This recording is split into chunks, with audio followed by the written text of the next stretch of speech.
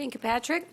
I just want to reiterate for everybody, just and say maybe you came in late and you don't know, we are very grateful to the Real News Network for live streaming our event today. But because we're being live streamed, we're not going to be taking formal breaks because we don't want a lot of dead air out there for our audience. So if you need to take a personal break, certainly feel free to do that at your convenience, okay? Now we're ready for question and answers, and because David Courtwright is not here, we have a little extra time for Q&A. So we have people with hand mics on either side of the room, and if you wish to ask a question, please make it short and concise. No multi-part questions like, I have a 6-part question. I'll be going with part 1, so you can't get around that. And yes, make sure it's not a statement, that it is a question. And if you'd like to address it to whomever you wish, make that known. Okay, so we'll start with who has a question. In the back, in the blue.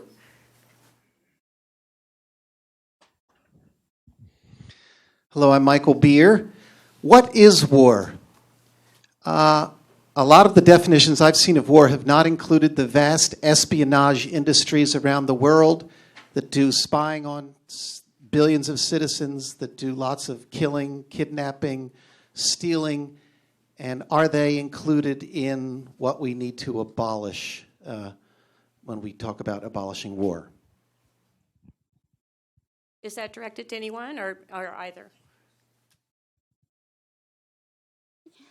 Well, I'm not going to impose a definition of war on everyone here because how many are here? 100 people? So we'll have 100 different definitions.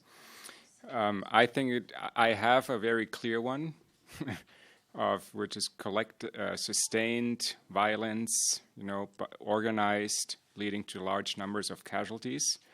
But to answer your other question, yes, what you mentioned, all those social ills absolutely need to be addressed and confronted. But this is why we're looking at a larger, what we call alternative security system, which includes addressing those efforts. And I think some of those are actually mentioned in there. But I guess the point is if we get into, and we've done that in World Beyond War. We've gone into month-long debates on what is war instead of just starting to work on the issues at hand to show what are the alternatives and try to outline them. Okay, next. In the green. I first have a question for the audience and then for the speaker. How many... Oh, I'm Colleen Raleigh from Minnesota. How many in this audience are outside of the choir, so to speak? Let's say libertarian, non-intervention. Want to reach out to the choir. Why do we seem to be primarily in the choir right now and having such difficulty even inside the United States where we are culturally and we have a lot of similarities here, and certainly some of these libertarian non-interventionists are very good at trying to end war. So my question for the speakers are, why aren't we doing a better job that way?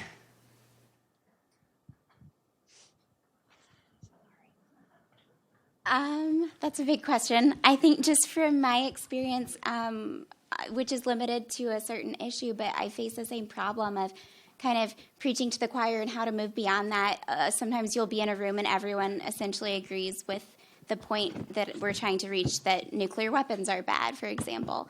So it's kind of a question of how then to talk to someone who doesn't share that view if we can't even decide amongst ourselves what the good alternative is.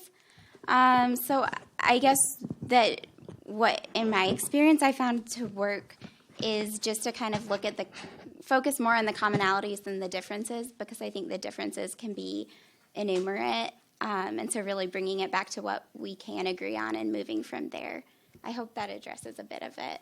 You can probably see. Yeah, I mean, anyone who has the perfect answer to get beyond the choir gets gets the award of the day from me. I think in my work, I actually started somewhat of a program to address that in terms of how do we communicate to different constituencies. So we really have to start by identifying what are the different sectors, identity groups, I call them identity groups, and then start, and that requires a lot of resources in terms of human resources to work on that and learn, well, what are the issues of the main issues core to the libertarians? What are the main issues core to the people in educational reform?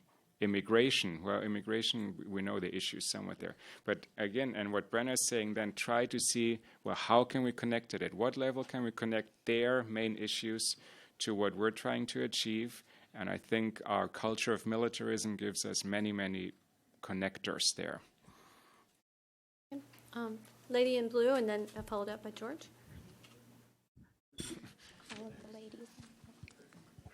Hi, my name is Netra Halprin.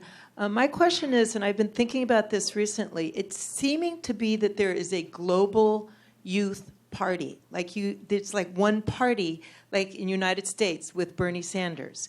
In Egypt, I know there's the youth have their own viewpoint. In Pakistan, like every people in every country I talk to, the youth all value peace. They all value liberty. They all value these same things. So do you think that because of social media and the connection that young people are having, that could be a humongous force that has never been ever in planet Earth? Yes. I mean, I think that, as I kind of said in my remarks, growing up with social media and how that's developed, I feel very lucky, and I think we all do, that we have that as a connecting tool. Facebook pages, which are Israelis and Iranians who are able to, just so many opportunities that have arisen from that. So I do think that, again, it's a flip side, because as I talked about ISIL, and obviously they have a very active social media and Twitter accounts, and so I think there's always a flip side. But in general, I think that social media is a huge tool for kind of connecting it and facilitating what you're looking at, the kind of almost global youth parties, which I really like that concept, and I've definitely seen that too. Mm-hmm. I've got a question back here. Go ahead. My question is a fundamental one. What?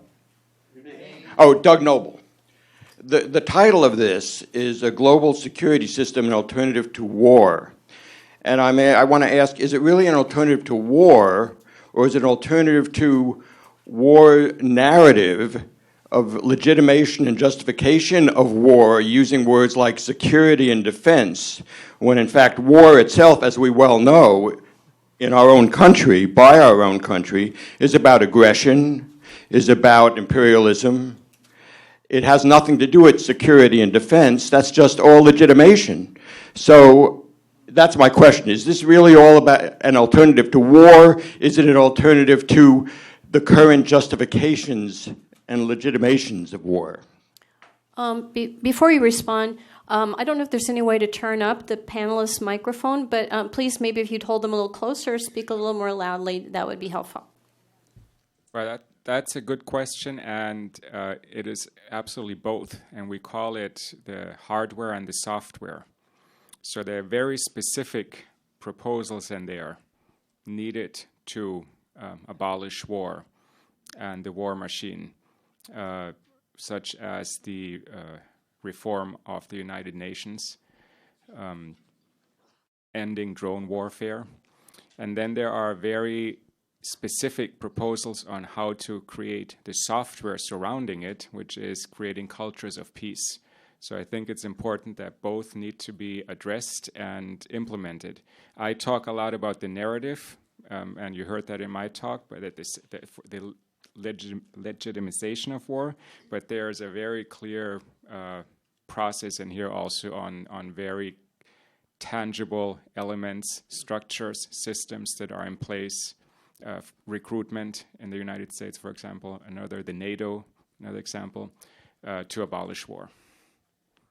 Hi, my name is Chuck Woolery. I'm the former chair of the United Nations Association Council of Organizations. I live in Rockville. I was really glad to hear your emphasis on a system, a security system. That I'm kind of outside the crowd in terms of being a peace activist. Most of my work has been on global hunger and poverty, infectious disease issues. And in your talk, throughout both of your talks, I noticed the word justice came up once. And it was only in terms of quoting someone else. What I noticed is the absence in this group of the issue of human rights and the issue of justice. And what I'd like to offer in hopes of winning the prize for today, of putting one thread that puts this all together, is after the most horrific war that we've seen, World War II, there was the Universal Declaration of Human Rights.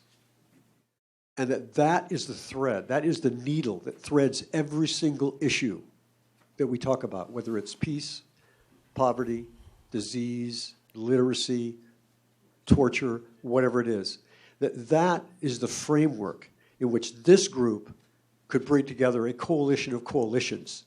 And my question is, why is it that the peace groups that I've talked to have been so resistant to taking that thread work and using it to bring together a coalition that's actually capable of changing the systems and the structures in the world that we need to change? Well, very good point. Again, we do. So I didn't outline everything that was in this book today because I wanted to focus on the movement building tool part that I see in there. So we certainly address, for example, truth and reconciliation as an absolutely important element of war is not recurring. And I think in terms of justice, your point about why are we not capable, that is that challenge that I laid out there. And I'm also trying to figure it out, why we're not capable on connecting what everyone, I think, in this room sees is connected, but we're not able to connect it in terms of large-scale global movement building yet. So I'm asking the same question that you are, generally. Okay, earlier when I called on the lady in blue, that's who I meant. And so this lady and then George. Thank you very much for that emphasis of, I'm going to change your word simply because I can't remember how you phrase it, but like a community of communities is, and so therefore it's going to involve, I believe, a very close look at the miseducation going on from the first grade right through high school, right through college, where most people don't talk about the root causes of disharmony on our planet. And they also don't talk about the infinite number of alternatives that can be created. There's just no limit to the alternatives of war. So war has to be banned, only after people have been re-educated, and therefore they will see the huge profiteering that goes on all around the world as long as there is war. Do you have a question? My question is, where are the ideas that are surfacing? Are they being recorded so that they can be sorted out and implemented? Because very good things have been said already. My question is, are we recording all this, and will there be a after group that will study it and try to synthesize it? That was Megan Rice. There's a book, there's a video. You all want to speak to that? On the follow-up on that, or? Yeah.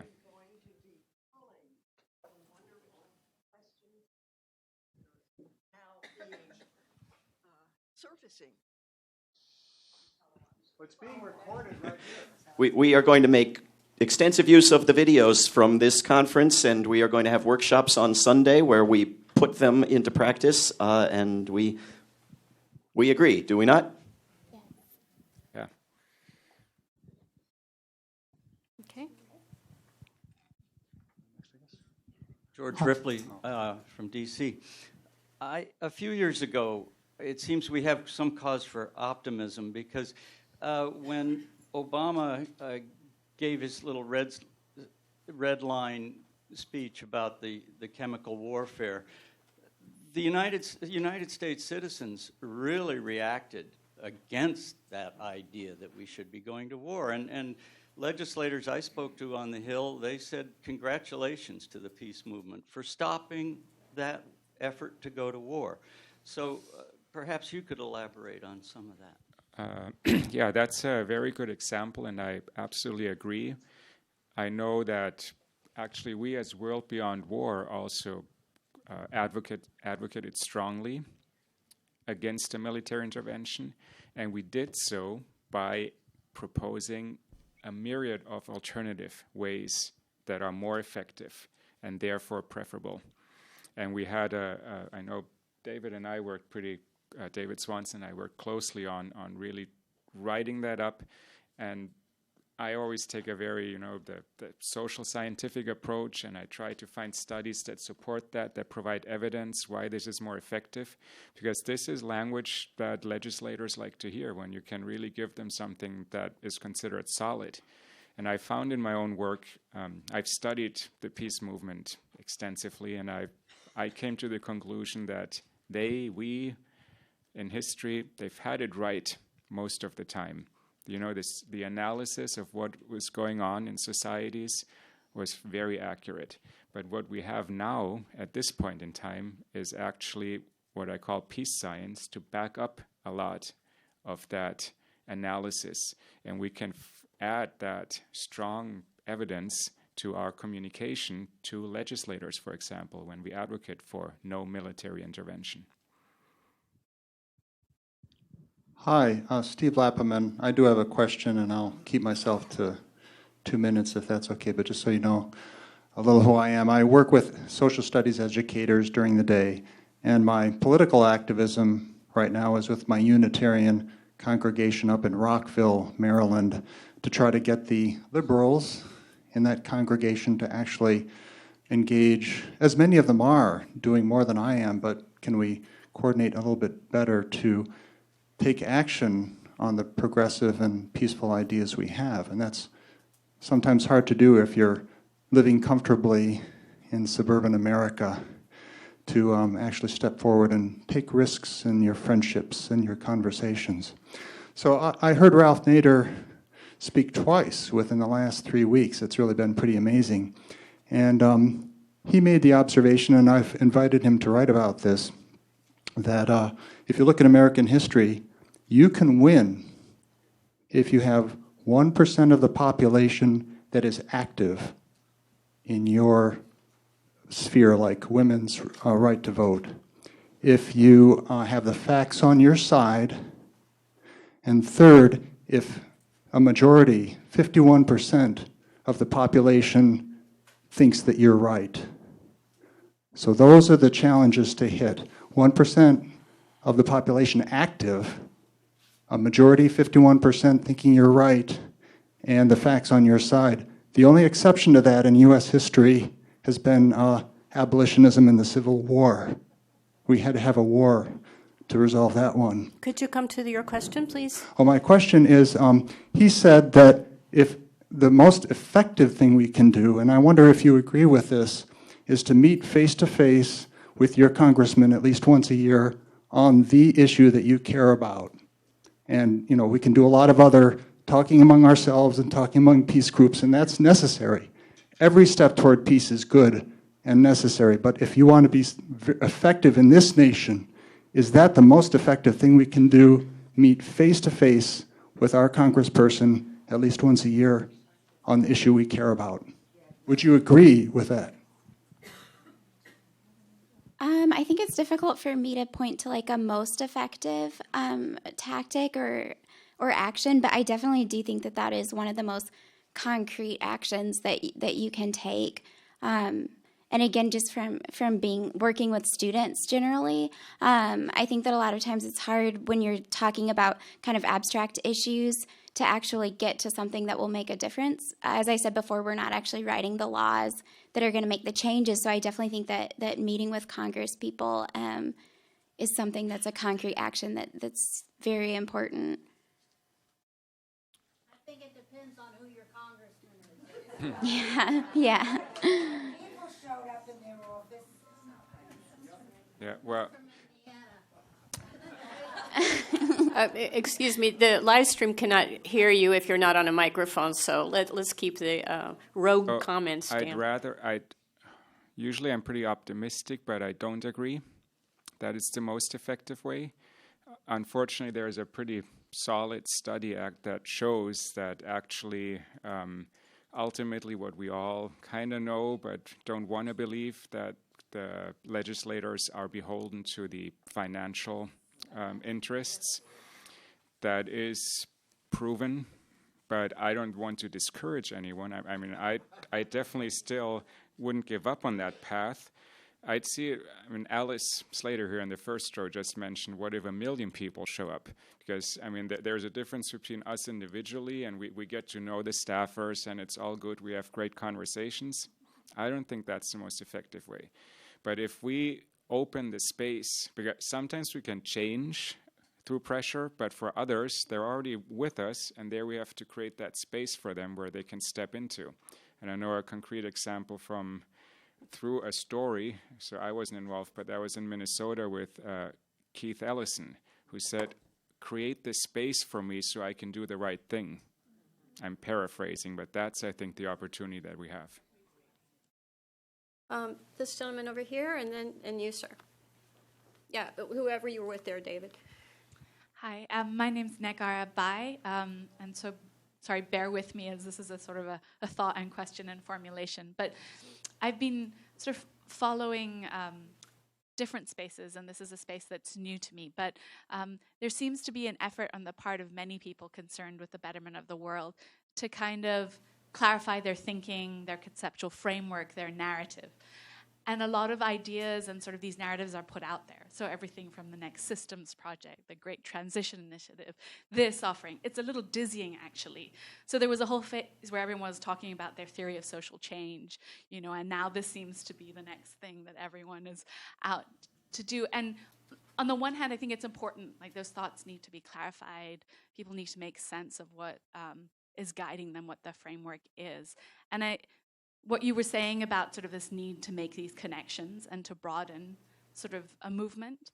But there are a lot of central themes, including the need for kind of a consciousness of the oneness or interdependence of humanity, that this needs to be global, whatever it is, a host of other things. And I wonder if some of that work can be done to kind of bring some of these movements together under more of if someone can do the work of kind of identifying what's in common. And so my question is, like you mentioned some of the obstacles to coalition or broadening, sort of people coming together so that it's something larger than people focused on a few things, sort of a more narrow focus. And so my question is, beyond like funding and some of the things you mentioned, like can you say a little more about what some of those obstacles might be? Just as someone trying to make sense of it, there's a lot of people doing great work, but it's a little overwhelming to make sense of, as a citizen, where do I come in? What do I do? I don't know, that was long-winded, sorry. Big one. Well, I think you started out with what I see as really a fundamental challenge there is everyone's cause is the most important cause. And if we can kind of let go of that a little bit to accept that all those causes are really important, and then we offer a conceptual framework, and it doesn't have to be the only one. So again, not to impose our causes, to allow the space for others, but see, well, what are the connecting elements there? I think that's, to me, it's liberating then to see, well, I don't have to be everything to everyone all the time, and we still can work toward a common goal here. So is that kind of what you were hoping to hear? Okay, this gentleman here. Over here. No, Sorry. sir. This gentleman here with the bow tie, and then I'll get you next, okay? Sure. Sorry. Yeah, okay. Thank you, Brianna. Hello, namaste. My name is Andre Sheldon. I'm the Director of Global Strategy of Nonviolence And Mr. Hiller, you in the beginning you said something about the children was a segment and I wanted to ask you what you were referring to. And the reason is, I believe the uniting element is the children. How many have children in this? And if you ask the people that are not in the choir, it's the same amount of hands that go up. So I'd like to know what you think of that. The children being the uniting element. Well, the children I mentioned in the context of our vision of peace that we created in the very beginning of this book, which is really, it doesn't have to do anything with the specific, elements that we outline there as that system, but really as a vision where we hope to see ourselves. What is it what we're working for? And that includes children and many other elements. In the back, yes, sir? Hi, beautiful Gavin. Is this on? Yep. I'm Harvey Wasserman. I work on stopping nuclear power. Two parts. First of all, one of the reasons we've been somewhat successful in stopping nuclear power is we have a tangible alternative. And you can now, as I've done, I wrote a book called Solartopia where we just laid out what the United States and the world would look like if we shut down all the nuclear plants and put on solar panels. And you can do that now. We have a physical model of being able to make that conversion. So I think, and I'd like to ask if you agree, one of the problems we have with selling peace as opposed to war is that peace is very difficult to envision, and as a historian, war is very easy to envision.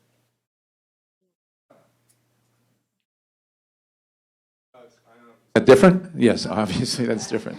I don't want to start. Did you all hear, hopefully, what I said? Okay.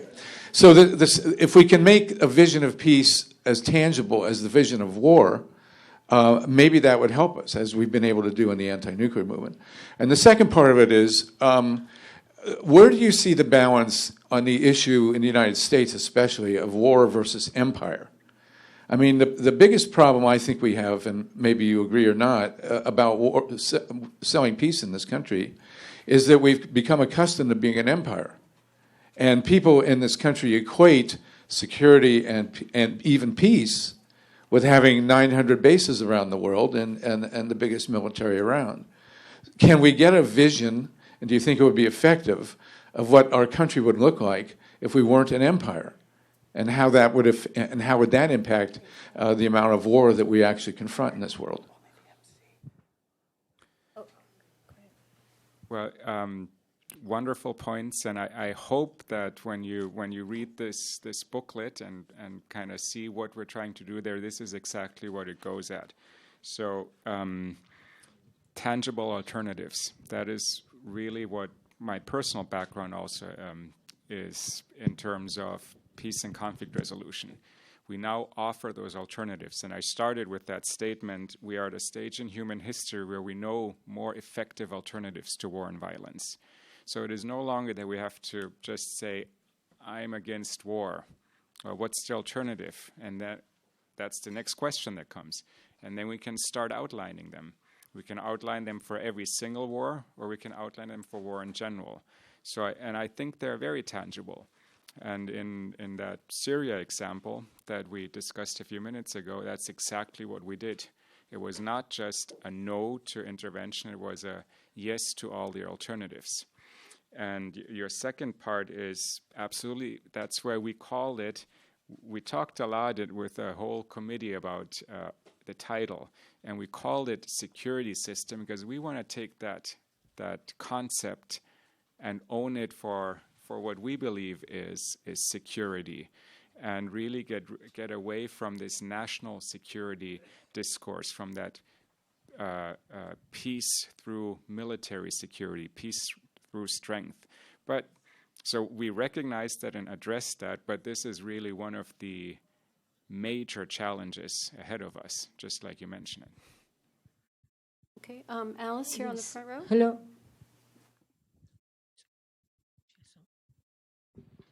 Well, I was thinking that when we're talking about us being in silos, we all have our different issues, that there's something coming at us really big, and that's like the whole planet could be going down the tubes.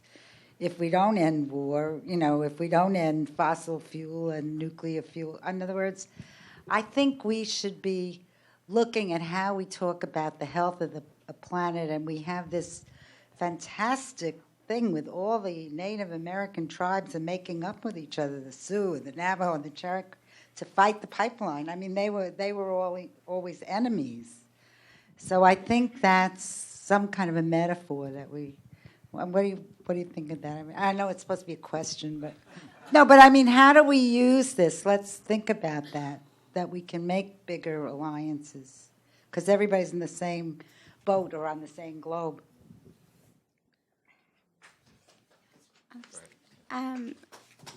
Yeah, I love that point, and I think that it is so important to look for the commonalities. Someone mentioned earlier just justice and human rights, and how every issue, even looking at like nuclear weapons, sometimes that's viewed as a security issue, but it's also a humanitarian issue, and the impacts of nuclear weapons on. And so I think that particularly the environmental issues, there's a lot of breadth there, so it can apply to a lot of issues. And what some people have been saying, I think is so important, that that's a source of strength rather than divisiveness, because it can bring you together as opposed to separating you into all your issue areas. Okay, over here. Manije Sabah. I wasn't here at the beginning, but I realized that one of the issues was bringing people together, communities and connection, creating connection. This is a micro-level discussion, which I'm very grateful for having it and having all of the people who are going to be talking about it. But one of my concerns has been over the years, and as observation, is it possible for us to discuss one of the major impediments, in my view, individualism, which is so ingrained within the capitalism, that has divided us, not only among people everywhere, because everybody has to put themselves by their bootstrap and go on, otherwise they fall. And that is so in our blood, that has even progressives, the thinkers, rarely think about the problem with individualism that has constantly, decades after decades after decades, has interfered with people coming together, even in the groups. Political activists, human rights, peace group, and everybody. This individualism, sectarianism. And I think if we don't start looking at that, not only individually in our own heart and who we are and what we do, but also start with teaching that to our children, and how we can include that in this discussion, really bring this issue strongly to discussion, because it constantly pains me how we fail so often, and there's such an incredible, disastrous situation this world and this country is living under. Thank you. Well, this is, I think, a very good example of a part of this larger system where you have, you identify that as a very important part, and I agree with you in how you outline it, but it wouldn't be, for example, my, focal area, but I think it would be great if you bring your focal area and see how that fits into that system, and then see how we can address the larger system by integrating your area of individualism there. Okay, Mary?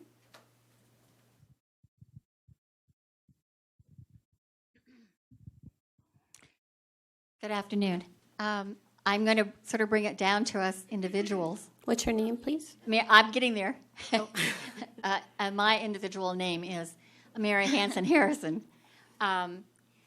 It's good that I'm following her. Amy Goodman asked Alice Walker, and most of you know who Alice Walker is. She asked her, well, what good is an anti-war movement if there's still war? If you can't stop war? Alice Walker's answer was, unless we look inside ourselves, unless we look at our own greed, our own egos, our own biases, our own individual selves, it will be so, so hard to change the world. So what today we can ask ourselves, I ask of you and you as individuals to answer the question of what, following her comment, that Alice Walker's statement means to you?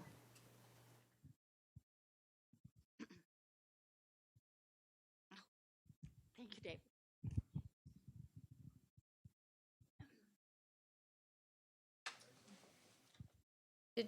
Did either of you want to comment on what Alice Walker's statement means to you? No, I think that was very. That was a statement. A Okay. statement for all of us. Thank you. All right. Yeah. The lady Well in the taken. very back, I've seen her with her hand up for a while.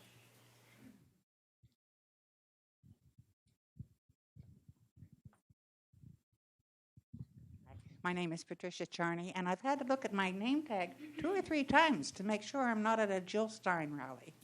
Because every point mentioned here is on Jill Stein's program. The energy and solar, everything. Now, I worked hard for Bernie Sanders. I got 363 names and signatures. But everybody who said to me, I like him, but I won't vote for him because he can't win, that are illogical. Had he voted for it, we wouldn't have all this ugliness. I think whether it's war or politics or whatever it is, people who say, well, I'm for it, but, what can I do? Or I can't do it. We've got to change that kind of mentality. That's the huge, huge factor. Okay. Odile? Run.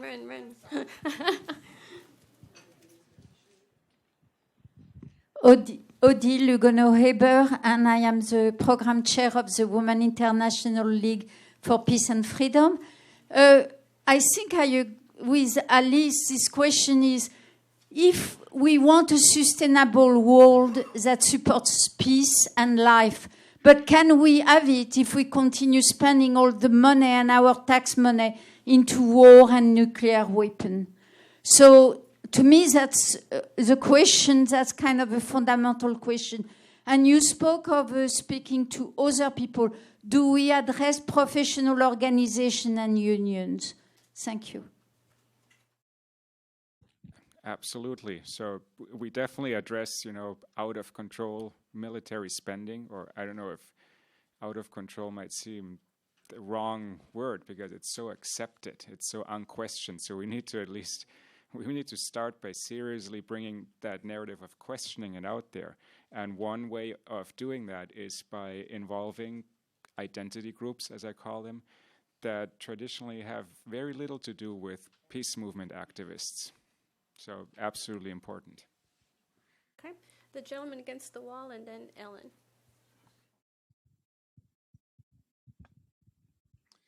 Good afternoon. My name is Jan Stephen Kavanaugh, author of a blog called andwarforever.com.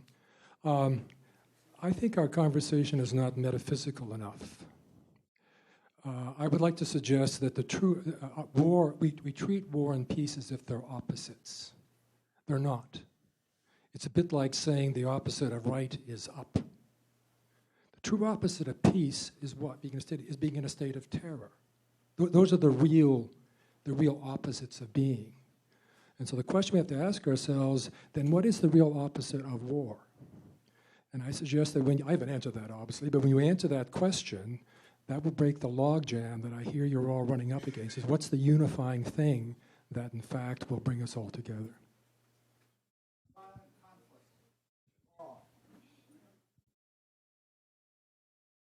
I think there could be many different answers because as Patrick mentioned, everyone has their own definition of war.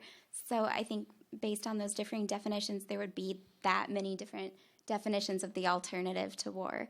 I think just for this panel being strategies, it's more of a concrete component, like what are actual steps you can take. But I think the metaphysical, more conceptual conversation is very important as well. Ellen Thomas, and then we're going to come over here. Hi, I'm Ellen Thomas, and I maintained a vigil for nuclear disarmament in front of the White House for 18 years. And while we were doing that, someone came to town who had been involved in the impeach Governor Meacham campaign when Governor Meacham didn't want to recognize the Martin Luther King holiday. and it was successful. And this fellow who'd been part of the campaign said, you need to bring your idea that we were circulating and getting signatures on a petition and delivering up on Capitol Hill and not getting anywhere with. He said, you need to bring it to the voters. So that's what we did. We had a voter initiative. And as a result of winning that election, we've had a bill in Congress called the Nuclear Weapons Abolition and Economic and Energy Conversion Act every session since 1994. Eleanor Holmes Norton has introduced it because the voters of D.C. told her to. And so my question for you is, have you ever had any experience with voter initiatives? And if not, would you like to know more about it?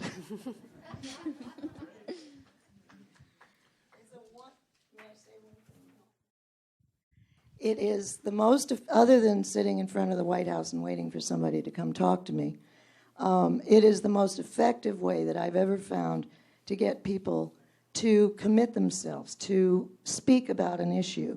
Because you can say, you don't have to vote for it, just help get it on the ballot. And then once it's on the ballot, it stands for itself. I think, again, thank you, and it's a wonderful example of what I mentioned in my comments about, continued organizational identity. So this for you is the most effective approach, and you achieved something which fits into the big picture of what we're looking at. For others, it's activism. For others, it's peace education, educating all their alternatives to war, or writing research papers that outline the alternatives. So I think we have that opportunity to recognize each other, that yes, this is a wonderful and effective way that you're doing, and you should continue doing it, and we're part of a bigger system here. Where? And I'd like to learn more.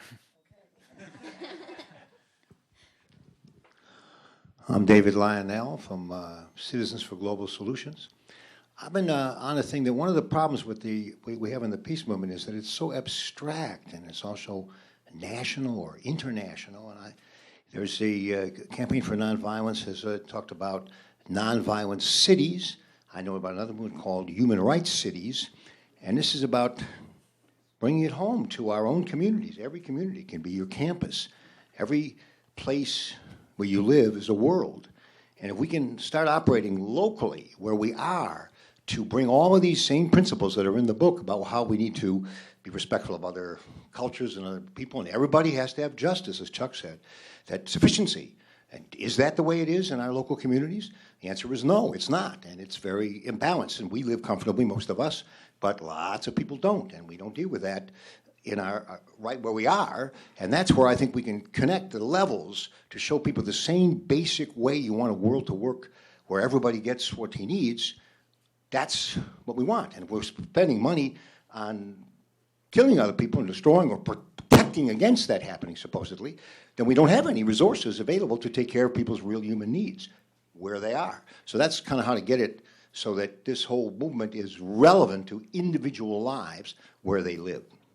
That's where I'm going. This lady here, the lady here with the purple top.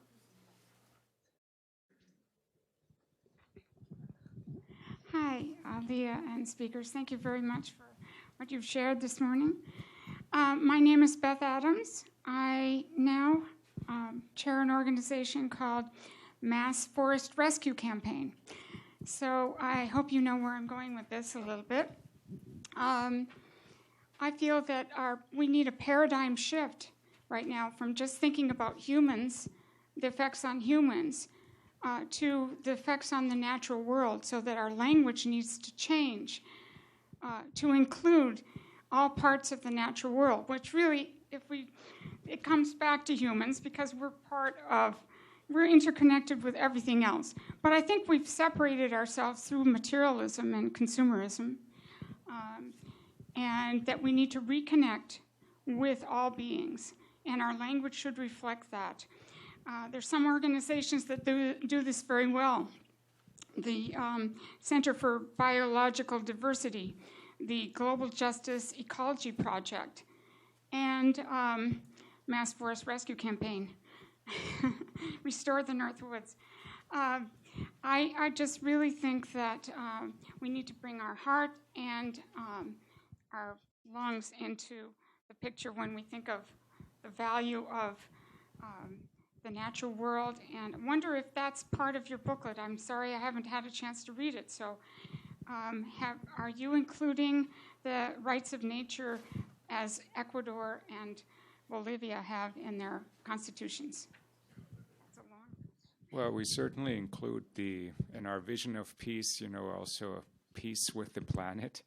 And we very specifically address the horrific impact of war on the environment, and that needs to change. So. Before you talk, sir, before you make your question, I want to apologize for the people I cut off. I did not realize we were going to have so much time for questions, and so my apologies to you if you didn't get everything said you wanted to. In the back? Dwayne Hunn, People's Lobby, and for the voter initiative point, if you look at peopleslobby.us, you can find out some of the things we did with the initiative process. Do you think that if for the last 30 years we had 1 million Americans doing national service through such organizations as Peace Corps, AmeriCorps, Habitat, Head Start, Mercy Corps, Oxfam, that there would be less prevalence or reliance on war today if over those years 30 million Americans had served in such a national service organization?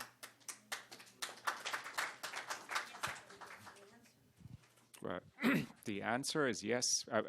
So you mentioned many organizations now, so I don't know, there might be quite a big number there already that actually have done it.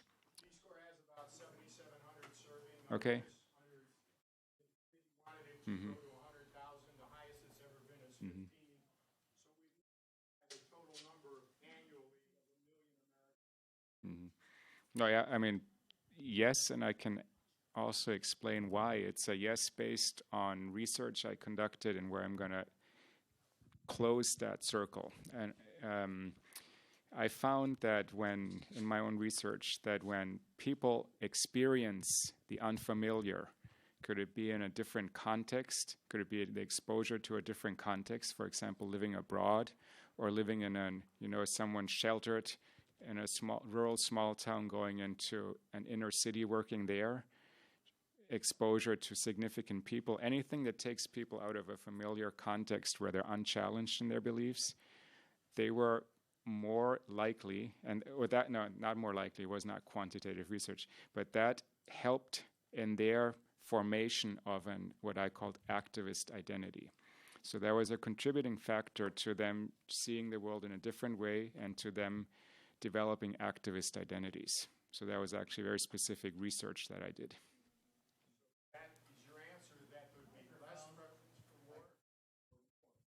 Excuse me? Less prevalence. So was your answer saying what? Oh, people who were exposed to other contexts, those exposures contributed to them developing activist identities. So yes, it was helpful for them to see the world through different eyes. And so yes, that's why I think your assertion is correct. Lady over here. My name's Joan Eckline, and I'm from the Women's International League for Peace and Freedom. Look around this room. You can see the weakness, one of the big weaknesses in the peace movement. Right in this room, it's all white. Right here. It's all white. And the peace movement has never really tackled that. And right now, with the movement of Black Lives Matter, my deepening I grew up in segregated Washington, D.C. It was a hellhole. Segregated here, where you have all the embassies. And my understanding of Black Lives Matter and what's going on in the country right now is that African American people have been the victims of war by the American government and the American society since they have been here. And all these police shootings are more evidence of that. And I would like somebody on the panel to talk about how the peace movement can connect in a meaningful way with Black Lives Matter. It's a coalition that really should happen, and it should happen in the context that we have waged war against African American people for hundreds of years.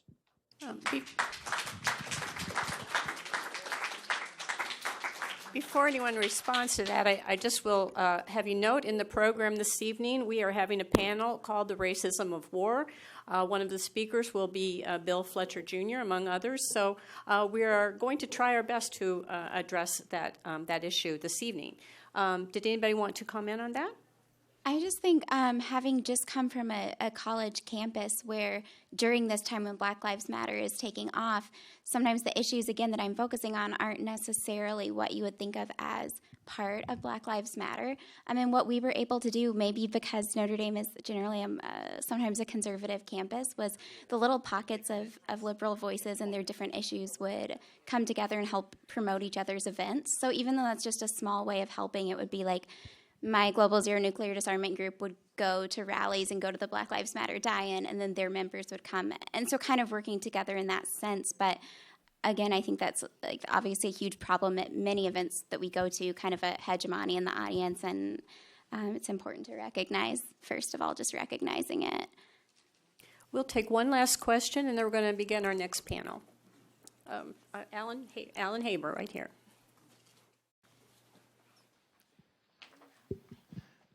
Thank you. I'm Alan Haber from Ann Arbor, still for Democratic Society.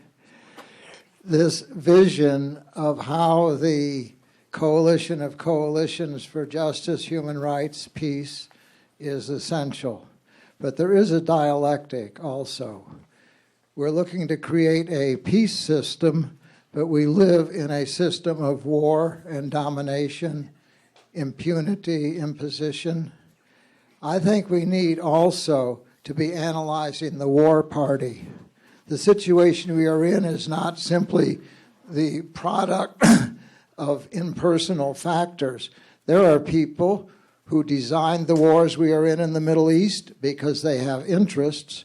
How do we connect the visioning to the analysis, the delegitimization, the stigmatization, the humanization of the other side? Those people who are maintaining us in this war system, lying to us and creating this hell. No, that is our problem. The other side, we're all doing our best, but we need to know what we're up against more. Thank you. Well, thank you. I think we know pretty much what we're up against. That doesn't mean it makes it any easier, but we do analyze the war system also in this book, and generally our field of peace and conflict research is full of analysis of, the drivers of destructive conflict or war. But what gives me so much hope now is we've been able to analyze that dominating war system, but we're also here in the process of outlining and creating and building an alternative system, which is not strong enough yet and not stronger than the war system. There's no question about that. But I think by giving it that, calling it a system and recognizing it, where each element in a system impacts the whole system in one way or another, we're able to really start challenging it. And it starts through narrative, but also very specific action. It starts to challenge the predominating myths about war, to challenge military spending, to challenge war alliances, but it also has to do with showing what the alternatives are and how they look and how they can be constructed. I'd like to thank our audience for all of your very important questions and to our panelists for answering them, trying to answer them.